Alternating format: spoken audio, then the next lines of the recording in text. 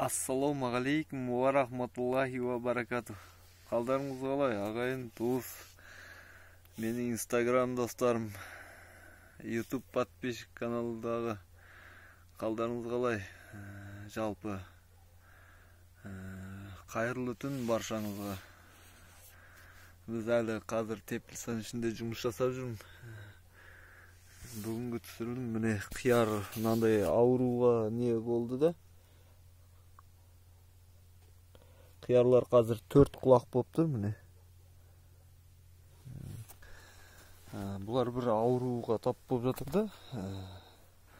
Мен YouTube каналымда видеоларымды көрсеңіздер, бір видеомда айтып өткем. Семейде Біржан деген ағамыз бар.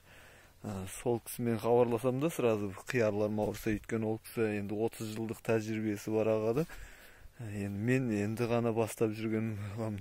Бірақ кіші кезімнен бастап осы бақшамен айналысып келе жатырмын да, әкеммен бірге. Енді жаңадан өсіп келе жатырмын. Мынандай қиярлар үшінші жапырақтары мынандай сарғайып кетті да, көбі.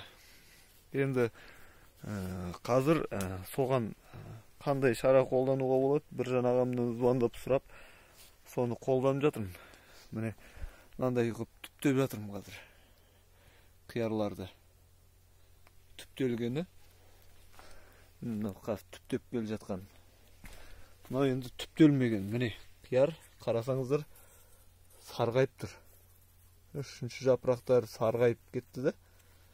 Бұл неден, бұл неге бүйтіп жатыр деп мен Біржан ағамдан сұхбат алып, сол кісімен WhatsApp арқылы сөйлесіп, сол кісіден көптеген нәрсе алдым да. Енді сол кісінің айтқанын бірге бір жасап жатырмын.